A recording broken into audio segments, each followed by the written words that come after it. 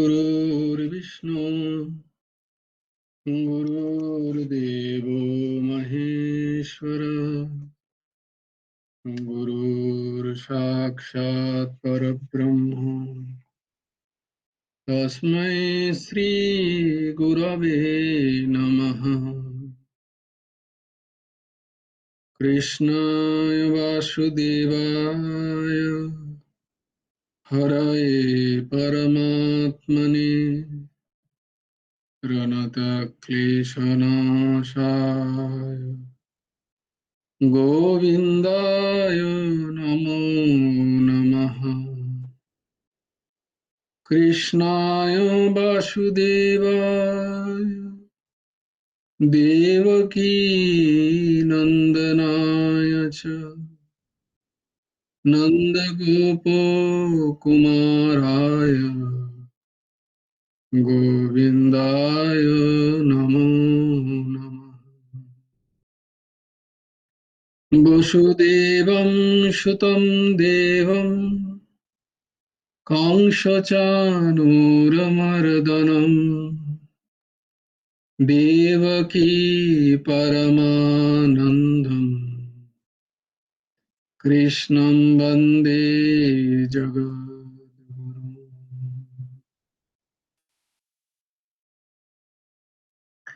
নবকুমার চতুষ্পাঠীর আরেকটি ক্লাসে তোমাদেরকে স্বাগত।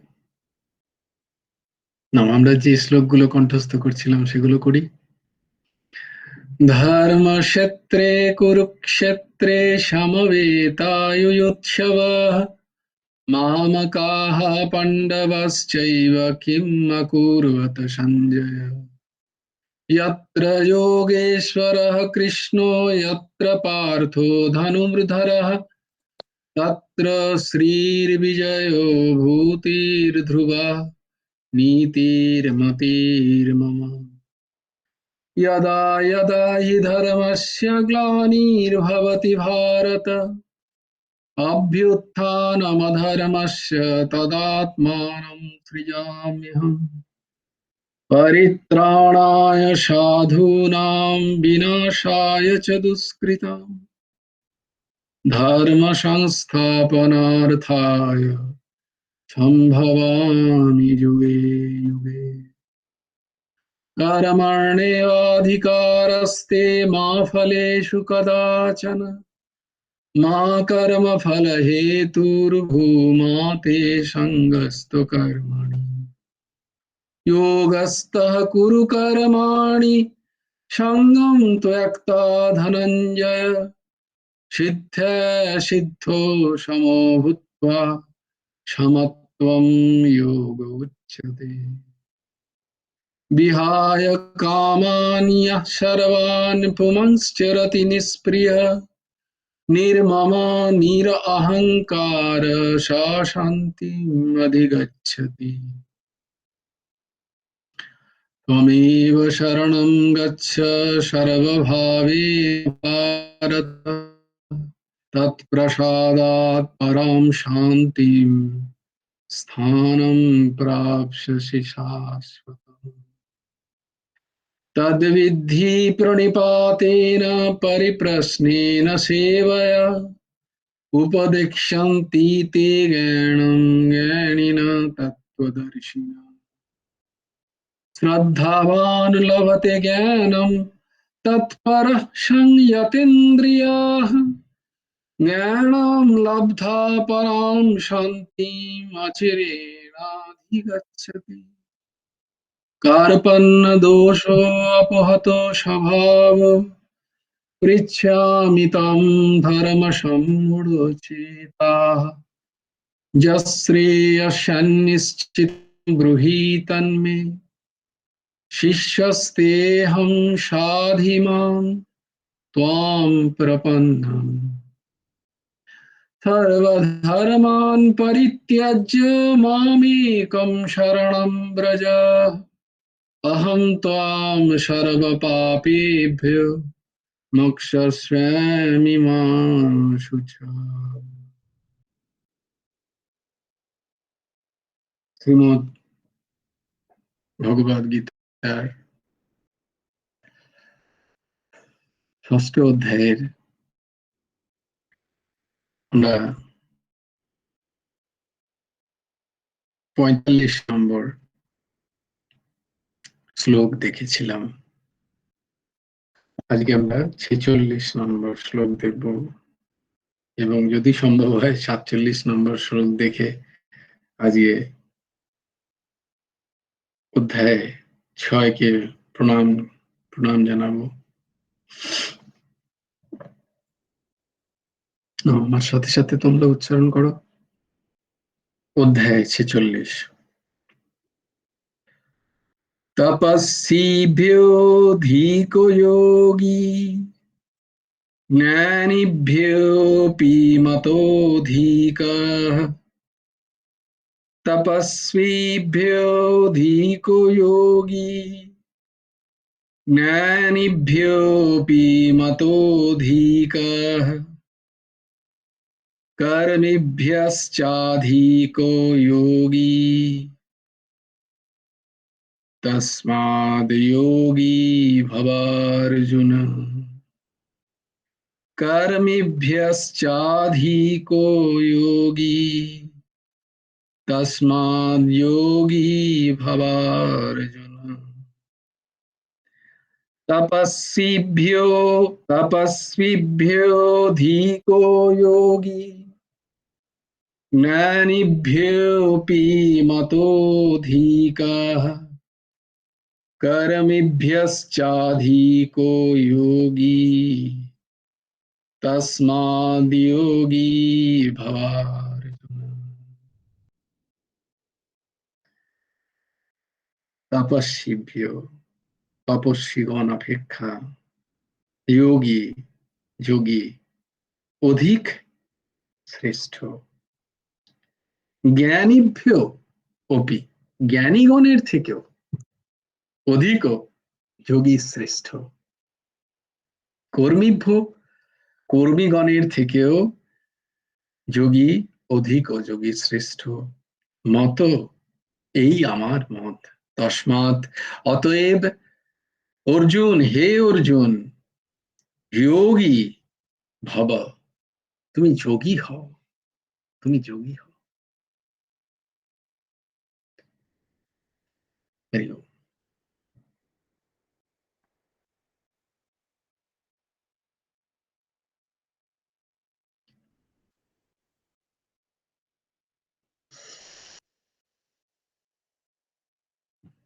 তাহলে এতদিন তো আমরা পড়ে এলাম, ভগবান বললেন তুমি জ্ঞানী হও, তুমি কর্মী হও,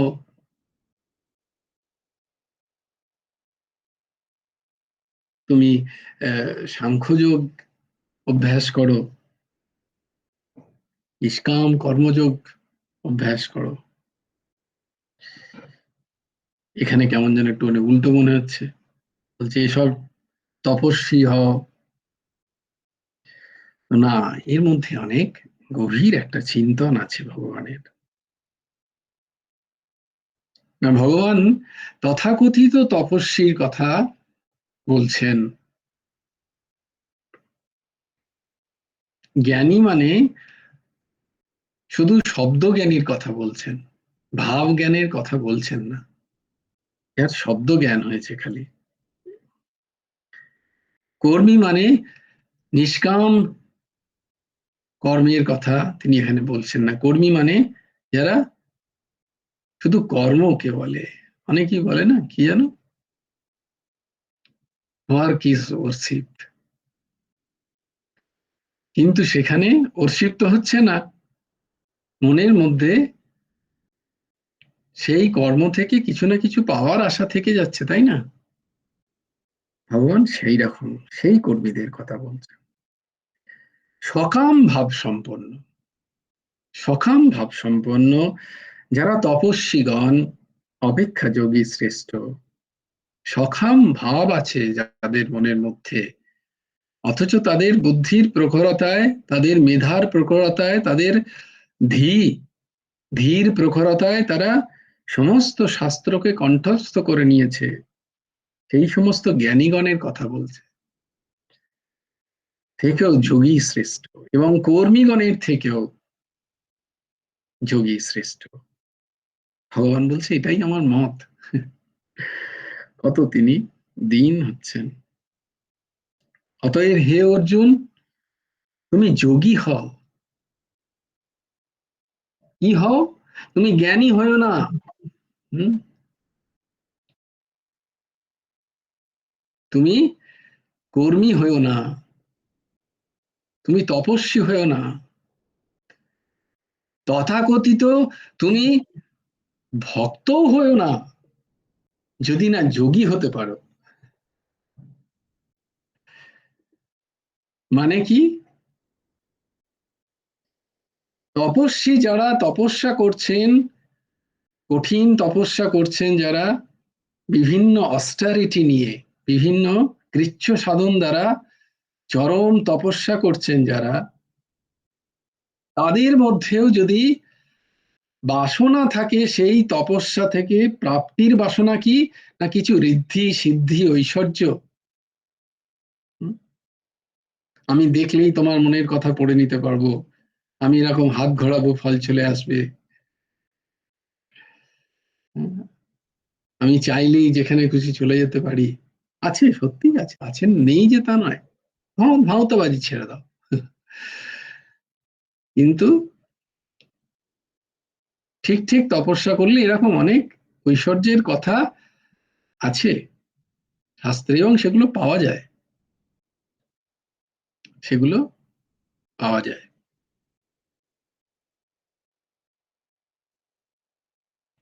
কিন্তু উদ্দেশ্য যদি এই জিনিসগুলো প্রাপ্তিরই হয়, তাহলে কি হলো, সেইটাও একটা বিষয়, কারণ সেটাও প্রাকৃতিক, সেটা আধ্যাত্মিক নয়, সেটা পারমার্থিক নয়, এবং সেটারও একটা ভোগ আছে। সেই ভোগ বাঞ্ছায় যারা তপস্যা করছেন, সেই ঋদ্ধি সিদ্ধির জন্য ক্ষুধা তৃষ্ণা শীত গ্রীষ্ম সমস্তকে উপেক্ষা করে যারা পেল কি আখিরে, ওই যে 2 টাকার বিদ্যা, মনে আছে তোমাদের ঘটনাটা? ঠাকুর রামকৃষ্ণের কাছে এসেছিলেন একজন যোগী, বলছে তুমি এখানে কি করছো মামা করে, আমার যোগ সিদ্ধি দেখবে? বলে দেখাও। তো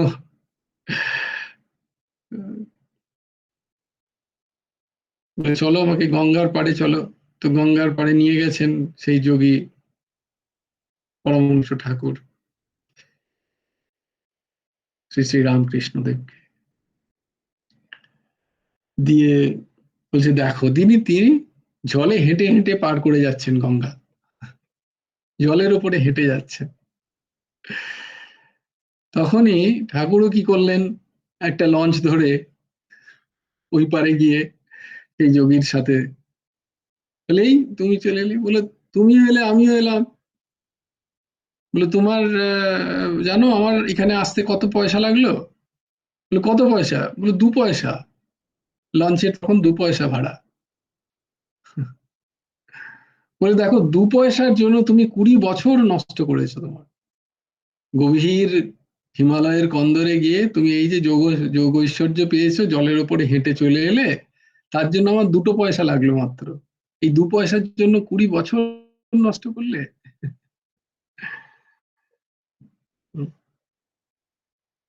তো যদিও এটা হাসির জন্য নয়, এটা হচ্ছে আধ্যাত্মিক স্তরে ঠিক ঠিক জিনিসটাকে চেনা, সেইটা বলছেন ভগবান, যে তুমি যদি এইসব করে কিছু ঐশ্বর্যের ভোগেই যদি ফেসে যাও, তারই মতমত্তায় তারই গর্বেতে যদি তুমি ঘুরে বেড়াও, তাহলে তুমি জীবনের যে মনুষ্য শরীরের যে মূল উদ্দেশ্য, তার থেকে বঞ্চিত হয়ে গেলে, তুমি বঞ্চিত হয়ে গেলে। এগুলো পাওয়া যায় না যে জানা, পাওয়া যায়, কিন্তু ওটাই মনুষ্য জীবনের মূল উদ্দেশ্য নয়, যোগ সাধনই মূল উদ্দেশ্য। যোগ মানে সেই আমার উৎসের সাথে যোগ, তার থেকে অনেক বেশি উচ্চ সম্পন্নের সেই সাধক, তিনি পারমার্থিক যোগ সাধনের জন্য নিরন্তর চেষ্টা করে চলেছেন এই সব কিছুকে উপেক্ষা করে।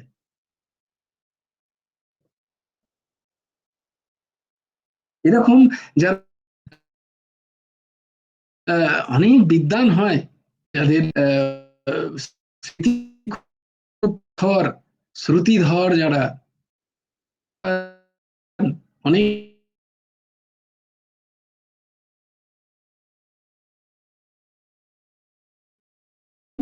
তিনি বেদ বেদান্ত থেকে শুরু করে সব তার কাছে পরিষ্কার, তিনি বলতে পারেন, তিনি জ্ঞান যোগ কি জানেন, তিনি ভক্তি যোগের মর্ম জানেন, তিনি কর্মযোগের সিদ্ধান্ত জানেন, তিনি অষ্টাঙ্গ যোগকে এক একটা যোগকে সুন্দর ব্যাখ্যা করে দিতে পারেন, তিনি লয় যোগ জানেন, তিনি সব জানেন, তিনি শাস্ত্র জানেন, বেদ জানেন, উপনিষদ জানেন, গীতা জানেন, বলতেও পারেন খুব সুন্দর কথা।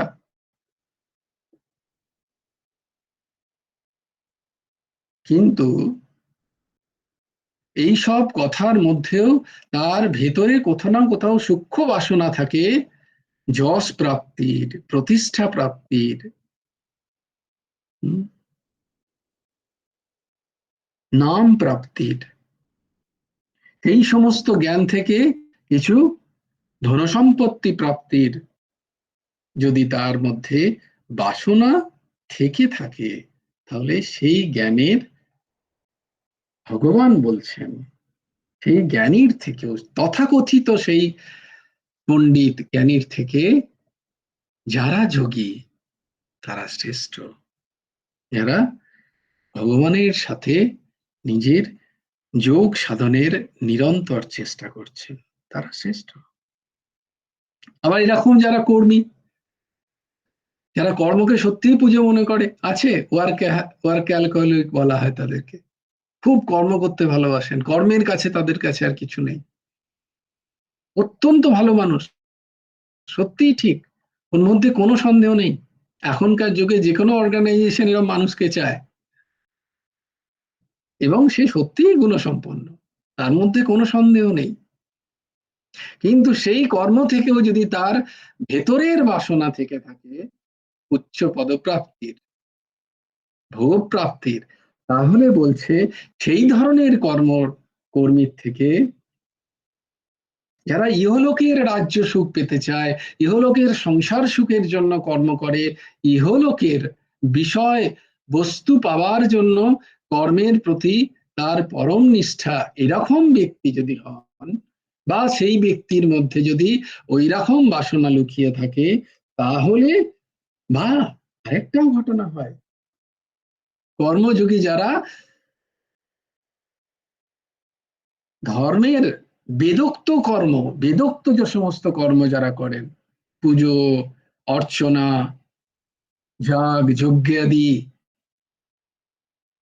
আরাধনা, বেদোক্ত যে সমস্ত কর্ম, সেই কর্ম থেকেও যদি তার মনের মধ্যে বাসনা জাগে যে এই সমস্ত কর্ম থেকে আমার ইহলোকের, শুধু ইহলোকের নয়, পরলোকেও, এক তো ইহলোক শুধরে যাবে আমার, দ্বিতীয়ত আমার পরলোকটাও শুধু, এই যে পরলোকে গিয়েও তার একটা স্বাচ্ছন্দ্য জীবনের যে বাসনা, পরলোকে গিয়েও সেখানেও একটা ভোগ বাসনা, এই লোকেও ভোগ বাসনা, আবার এই লোক ছেড়ে সে যদি পরলোকে যায় সেখানেও তার যেন সব ঠিক ঠিক থাকে, তার বাসনায় যিনি বিরক্ত সেই ধরনের কর্ম করছেন, এই ধরনের কর্মী যিনি, এক লৌকিক কর্মী, একটা হচ্ছে এই ধরনের কর্মী, শাস্ত্র উচিত কর্মী, তাদেরও কিন্তু, তাদের থেকেও কিন্তু যিনি নিরন্তর ভগবানের সাথে নিজের, তার নিজের যোগের ঐকান্তিক চেষ্টা করছেন, এইরকম যিনি, সেই যোগী কিন্তু এই কর্মী যোগীর থেকেও শ্রেষ্ঠ, ভগবান বলছেন।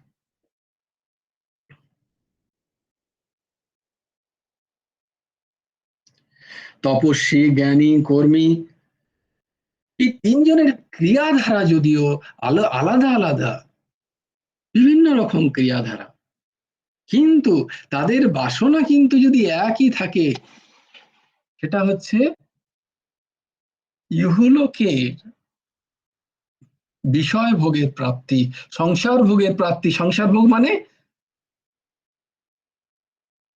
চক্ষু কর্ণ নাসিকা যে, ইয়েস, বারবার এটাকে মনে রাখবে।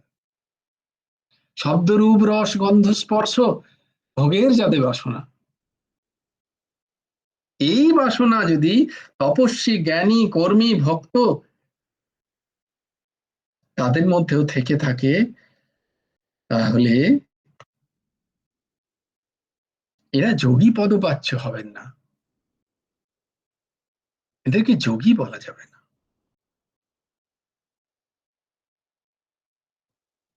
যদি যদি এদের মধ্যে সেই সকাম ভাবের যদি প্রাধান্য থাকতো, তাহলে ভগবান এই দিকটা দেখাতেন না যে আমি এদের থেকেও যোগীকে শ্রেষ্ঠ মনে করছি।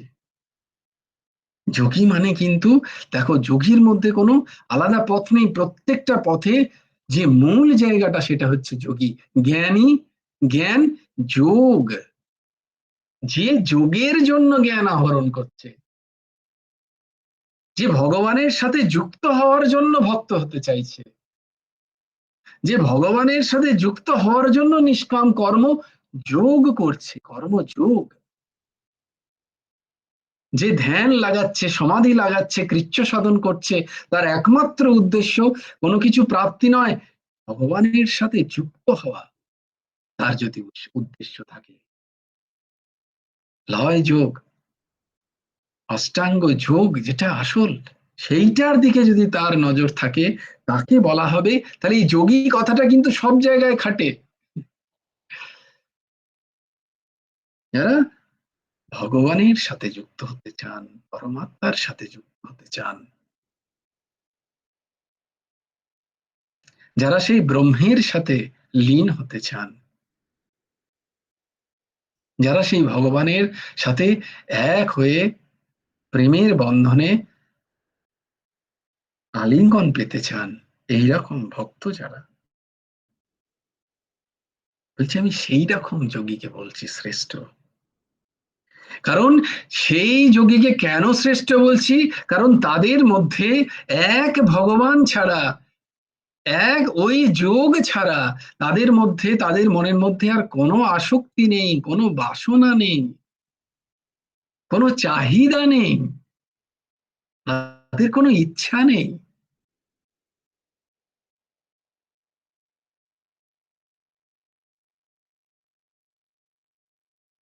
তারা ওইটাই বলতে পারে, মেরে তো गिरिधर नागर दूसरो ना कोई। হে প্রভু, আমার আর কিচ্ছু চাই না তোমাকে ছাড়া। এটা যারা ঠিক ঠিক বলতে পারছে, সে জ্ঞানী হোক, জ্ঞান মার্গে সে হাঁটুক, সে কর্ম মার্গে হাঁটুক, সে ভক্তি মার্গে হাঁটুক, বা যোগ মার্গে হাঁটুক, তার তার অন্তর্নিহিত বাসনা কি।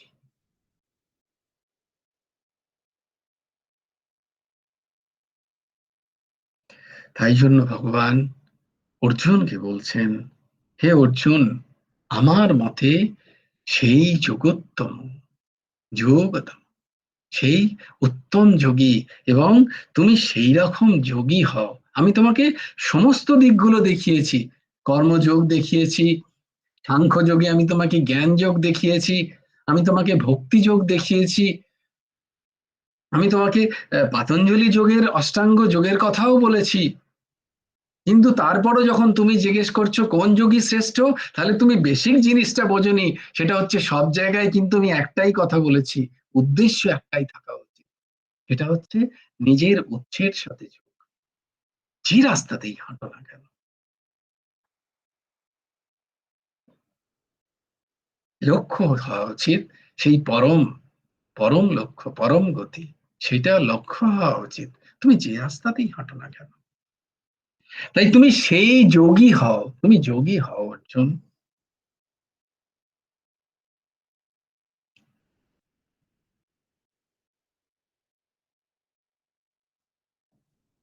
যিনি ঠিক ঠিক যোগ করবেন তাকেই যোগী বলা হবে, আর যিনি ভোগ করবেন একটু, তিনি ভোগী। যোগী কখনো ভোগী হতে পারে না, আর ভোগী কখনো যোগী হতে পারে না, এটা হয় না। হুম?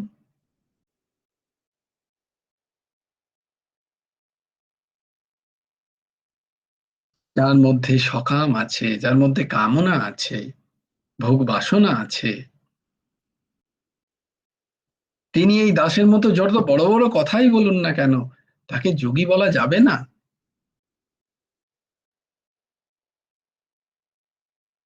তাই যদি সকাম থাকে ভাব, তাই তপস্বী, কর্মী, জ্ঞানী, ভক্ত যাই হোক না কেন, তথাকথিত ভক্ত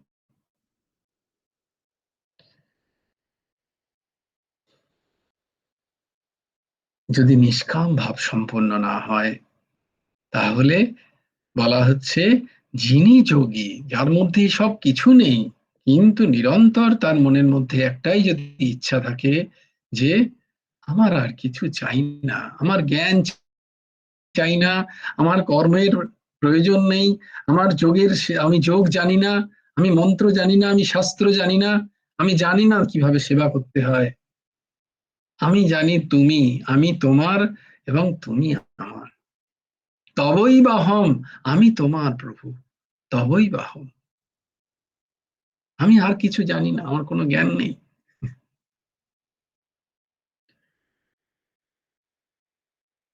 এইরকম যিনি, তিনি যোগী, অন্য কোনো কামনা নেই তার আর।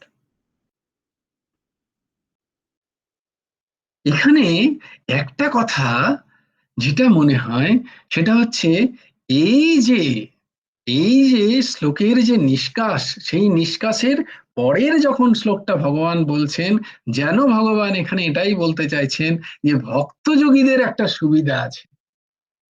এই যে বাকি তিনটের মধ্যে, চারটের মধ্যে তিনটেকে ছেড়ে দিয়ে যদি ভক্ত হওয়া যায়, বলছে ভক্তের যদি সকাম কামনা থাকে, তাহলে সেই সকাম কামনাও দূর করেন ভগবানই। তোমাদের বলেছিলাম না যে ভক্ত যখনই ভগবানের কথা শুনে তার একবার ভালো লেগে যায়, তাহলে সেই হৃদয়ে গিয়ে ভগবান অবরুদ্ধ হয়ে যায়, ভগবান অবরুদ্ধ হয়ে যায়। তখন ভক্তের ওই কামনা, সকাম ভাবগুলো ভগবানকেই ঝাঁটা দিতে হয়, তখন আর ভক্তের কোনো দায়িত্ব থাকে না। তাই জন্য ভগবান এখানে পরের শ্লোকটায়, অন্তিম শ্লোকে যেন অদ্ভুত একটা দিগদর্শন করে দিয়ে যাচ্ছেন যে ভক্তিযোগের মার্গ যেহেতু সুলভ, তাই শ্রেষ্ঠত্ব বলছেন এখানে, যেহেতু সুলভ, কারণ সেখানে ভক্তকে কিছু করতে হয় না,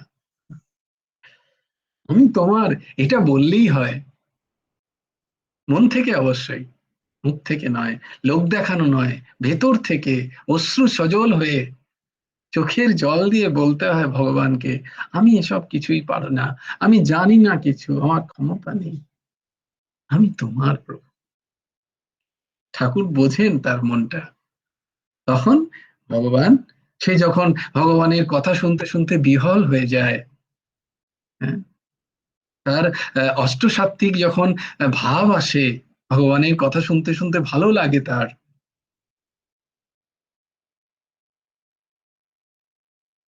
এইরকম যিনি, তার ভেতরে সকাম ভাব থাকলেও ভগবান পরিষ্কার করেন, সেইটা ভগবান ৪৭ নম্বর শ্লোকে বলছে, এসো সেটা দেখে নি। যোগিনামপি সর্বেষাং মদ্গতেনান্তরাত্মনা, योगिनामपि सर्वेषां मद्गतेनान्तरात्मना,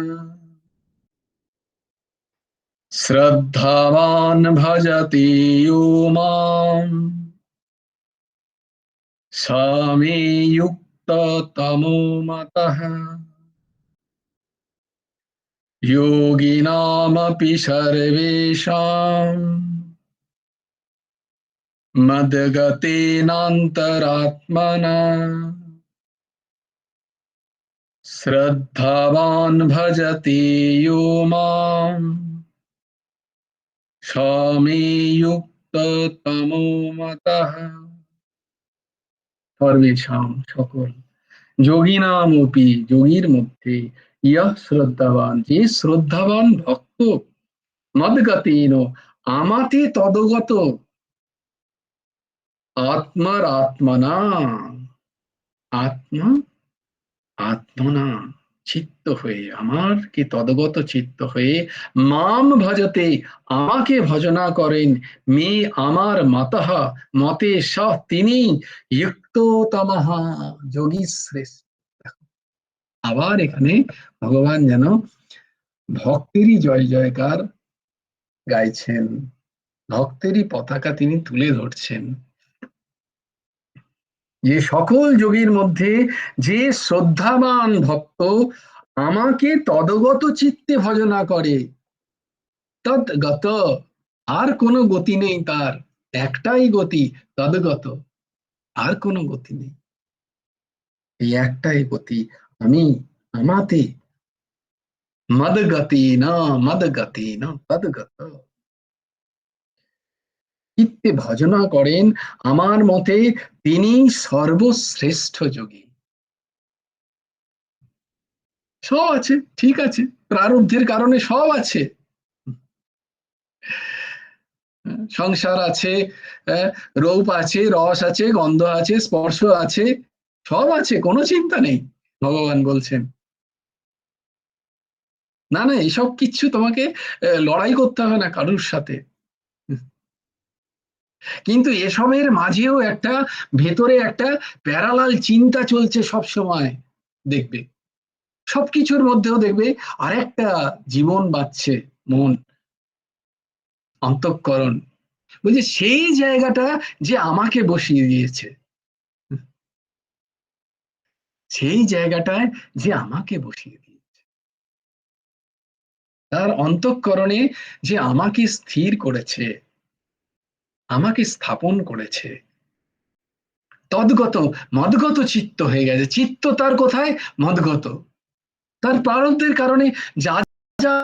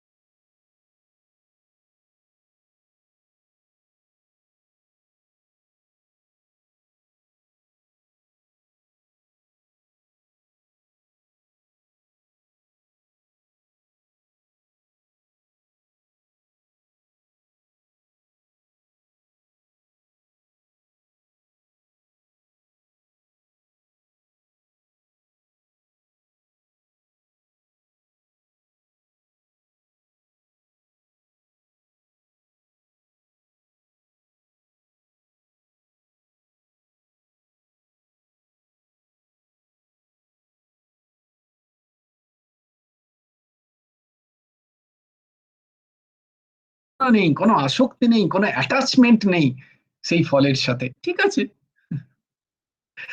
এই ফল তার মনোগত হলো, ঠিক আছে, এই ফল তার মনোগত হলো না, মন স্বাভাবিক, মনও আছে তার, মনও যে তৈরি হয়ে গেছে একদম নিষ্কাম মন, যোগীর মন, সিদ্ধের মন, না না না, মন তার লাগে না কোথাও, মন তার স্বাভাবিক সংসারীদের মতোই দৌড়ে বেড়াচ্ছে, যেমন দৌড়োয় তারও মন দৌড়চ্ছে হয়তো,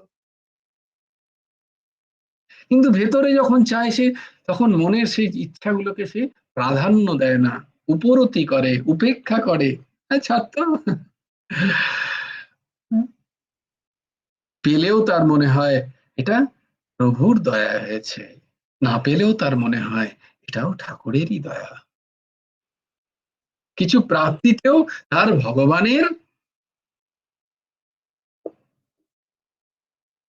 আশীর্বাদের কথা মনে পড়ে, আর কিছু অপ্রাপ্তিতে, কিছু হারিয়ে যাওয়াতে তার ভগবানেরই কল্যাণ বিধানের কথা মনে পড়ে, ভগবানের কল্যাণকামী গুণের কথা তার মনে পড়ে, এইরকম যিনি, তার মন লাগুক না লাগুক কোনো চিন্তা নেই, এই দাস তাই জন্য মাঝে মাঝে বলে যে মন তো তখন বুঝবে যখন তোমার মনের প্রতিকূলে কোনো ঘটনা ঘটছে এবং সেই ঘটনাটাকে তুমি ভগবত আশীর্বাদ রূপে, ভগবত কৃপা রূপে, গুরু কৃপা রূপে তুমি গ্রহণ করতে পারছো ভেতর থেকে, সত্যিই তুমি গ্রহণ করছো, আহা হা, প্রভুর কি কৃপা, আহ খুব কৃপা, ঠাকুরের অসাধ কৃপা। এইটা যিনি বুঝতে করতে পারলেন, তার চিত্ত হচ্ছে ঠাকুর হরণ করেছেন, জানতে হবে যে তার মনের প্রতিকূল পরিস্থিতিতে সেটাকে ঠিক করার জন্য ভগবানকে ডাকছেন না, বরং ভগবানকে সেখানে বাহবা দিচ্ছেন, তাকে আরো প্রেম করছেন, হে প্রভু আমার কি কৃপা, তোমারই কৃপা। ऐसा जिसका मन, এরকম যার চিত্ত, এইরকম যার অন্তঃকরণ, তার প্রারব্ধের কারণে মন কোথায় যাচ্ছে না যাচ্ছে মন বুঝে করুক গে যাক, তার প্রারব্ধের কারণে শরীর কোথায় যাচ্ছে শরীর বুঝবে, কিন্তু চিত্ত তার স্থির হয়ে আছে মদগত। যোগীর সকল যোগীর মধ্যে, তাই সমস্ত রাস্তায় যারা হাঁটছেন, আধ্যাত্মিক রাস্তায় হাঁটছেন যারা, যারাই যারাই চেষ্টা করছেন, তারা যদি তাদের মূল লক্ষ্য যে যোগ সাধন সেইটার দিকে, রাস্তায় সেইটার দিকে দৃষ্টি স্থির করে নিজের রাস্তার দিকে, নিজের যে প্রাপ্ত রাস্তা, নিজের যে গুরু প্রদত্ত রাস্তা, সেই রাস্তায় তিনি যদি নির্ভয়ে হাঁটেন, এইরকম হচ্ছেন ভগবান। আমি এনাকে, এদেরকে মনে করি তারা যুক্ততম মতঃ, সর্বশ্রেষ্ঠ যোগী। এবং তাদের মধ্যেও আমি মনে করি এরকম যারা, যারা সবকিছুর মধ্যেও আমাকেই ভজনা করছেন, ভজনা মানে নিরন্তর তাকে চিন্তন করছেন, তার চিন্তনে আসছে ভগবান। ইয়ান মুহূর্তম শনম ব্যাপী বাসুদেব না চিন্তাতে, সাহানি তন মহৎ ছিদ্রম, সা ভ্রান্তি সা চ বিক্রিয়া, সে আর কোনো বিক্রিয়া মানে না এই সংসারে, সে আর কোনো ক্ষতি মানে না, সে আর কোনো ভয় না, সে কোনো কিছুকেই মানে না, সে মানে সেটাই আমার সবচেয়ে বড় ক্ষতি, সেই সময়টায় আমার সবচেয়ে বড় হানি হয়ে গেল, আমার মহান পাপ হয়ে গেল তখন, যতক্ষণ আমি বাসুদেবানা চিন্তাতে, আমি ভগবানের চিন্তন করিনি।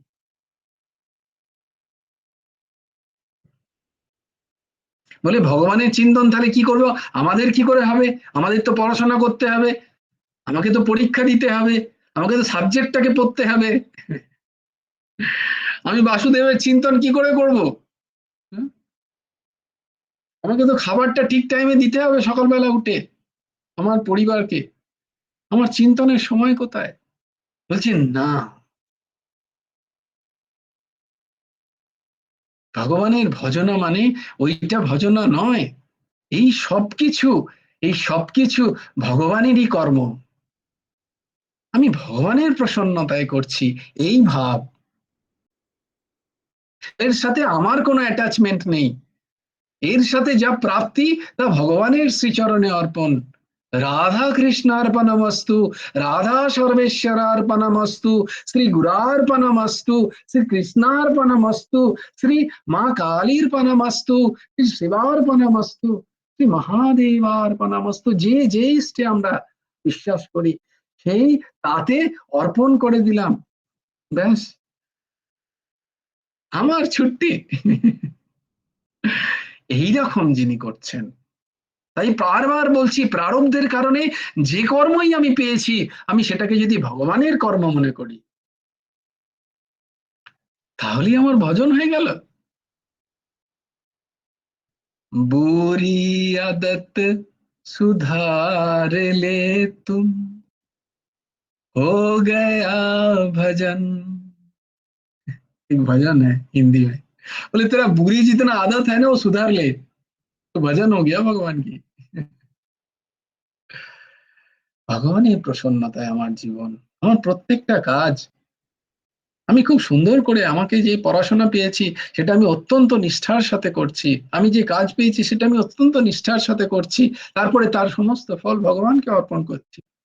আমি সেখান থেকে কি পেলাম না পেলাম আমার তাতে কোনো যায় আসে না। আমার পদোন্নতি হলো হলো না, আমি চাকরি পেলাম পেলাম না, আমি পরীক্ষায় পাশ করলাম ফেল করলাম, এতে আমার আর কোনো নেই। আমার কাজ ছিল পড়াশোনার কাজ, পরীক্ষা দেওয়াটা কাজ ছিল আমার খুব সুন্দর করে, আমার পড়াশোনার কাজ ছিল, ভগবান আমায় দিয়েছে। এইভাবে প্রত্যেকে যদি আমরা নিজের নিজের ক্ষেত্রে অত্যন্ত নিষ্ঠার সাথে ভগবত বুদ্ধিতে আমাদের নিজেদের কর্মগুলো করি প্রারব্ধের কারণে, আর এটাকেই বলা হয় স্বধর্ম, এটাকেই বলা হয় স্বধর্ম। কি হলো? নিষ্কাম কর্ম এবং স্বধার্মিক কর্ম।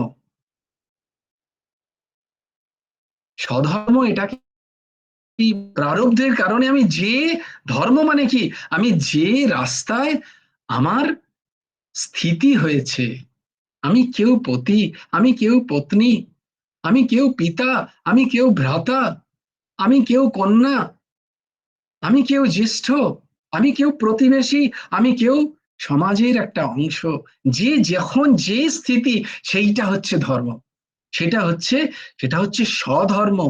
তোমার স্বধর্ম কি? একজন দেশবাসী হয়ে, একজন সমাজের একটা ইউনিট হয়ে, সমাজের একটা অংশ হয়ে তোমার কি ধর্ম? আমি একটা সংসারের, আমি একজন পত্নী, আমার কি ধর্ম? আমি পতি, আমার কি ধর্ম? আমি পিতা, আমার কি ধর্ম? আমি মাতা, আমার কি ধর্ম? ঠিক যখন যে জায়গাটায় যে ধর্ম নেই, এটা বলে স্বধর্ম। সেই স্বধর্ম ঠিক ঠিক করে নিষ্ঠার সাথে ভগবান প্রসন্নতায় করে তার যে ফল, সেই ফল ভগবান শ্রীচরণে অর্পণ, নিজের ভোগের জন্য নয়। এইটাকে বলা হয় নিষ্কাম কর্ম। স্বধর্মের অনুষ্ঠান নিষ্কাম কর্ম, এইটাই ঠিক। সেদিন দারুণ দেখো, তোমাদের পাঠিয়েছিলাম বোধহয় ভিডিওটা, প্রফেসর বিকাশ দিব্যকীর্তিজি বলছেন, খুব সুন্দর একটা ব্যাখ্যা। কর্মণ্যেবাধিকার আসতে বলেছেন, না এখানে এটা সুইচ নয়, যে নয় পুরো নিষ্কাম হয়ে কাজ করো আর নালে কামনা হয়ে, কামনা যুক্ত হয়ে কাজ করো। আমরা যদি এটাকে একটা সুইচ মনে করি, অন আর অফ, যে একদম পুরো কামনা আছে, তাহলে তো তুমি মানে কিছু না কিছু কামনা, তাহলে তো তুমি বাদ। আর একেবারে পুরো নিষ্কাম হয়ে কর্ম বলে, এটা যদি না হয়, আমার কামনা আছে। কিন্তু আমি যদি একটা একটা সরল রেখা টানি, আর একটা সেই রেখার একটা দিকে যদি আমি নিষ্কাম কর্মকে বসাই, আর একটা দিকে যদি আমি সকাম কর্মকে বসাই, তাহলে আমি যতটা নিষ্কাম কর্মের দিকে নিজের মনকে নিয়ে যেতে পারবো। আমি কি তোমাদের বোঝাতে পারি? আমি সকাম কর্মী, কিন্তু আমি চেষ্টা করছি আস্তে আস্তে আস্তে আস্তে নিষ্কাম হতে, যতটা রাস্তায় আমি যেতে পারবো, আমার গ্রাফ যতটা নিষ্কামের নিষ্কাম আহ, আহ, নিষ্কামের যে দিক, নিষ্কামের যে বিন্দু, সেই বিন্দুর দিকে আমি যতটা যেতে পারবো ততটাই আমার ভালো, আমার উপকার। আমি যে একেবারে হয়ে যেতে পারবো সে তো সিদ্ধ মহাত্মারা হন, আমি তো সিদ্ধ হইনি, আমার মধ্যে তো কামনা আছে। তাই এখানে শ্রেষ্ঠত্ব হচ্ছে ভক্তি যোগের, কি সব করো, শুধু মোড়টাকে ঘুরিয়ে দাও।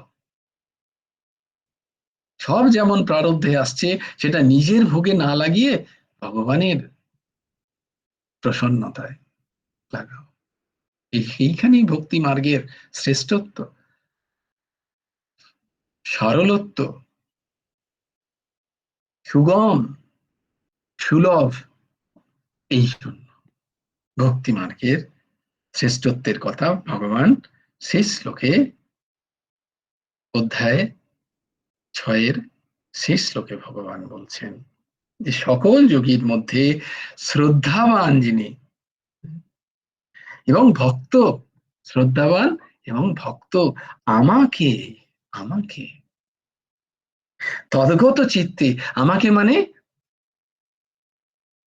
সেই ভগবান যিনি গুণসম্পন্ন, সগুণ সাকার, আর গুণ লীলা ধাম নাম কথা চিন্তা করলে ভগবানরা এই ভক্তেরা গদগদ চিত্ত হয়ে যান, সেই আমাকে তদগত চিত্তে ভজনা করেন, আমার ভজনা করেন। ভগবান বলছেন আমার যে যদি মত শোনো, তাহলে আমার মতে তিনিই সর্বশ্রেষ্ঠ। जय जय श्री राधे, जय जय श्री सीताराम, हर हर महादेव।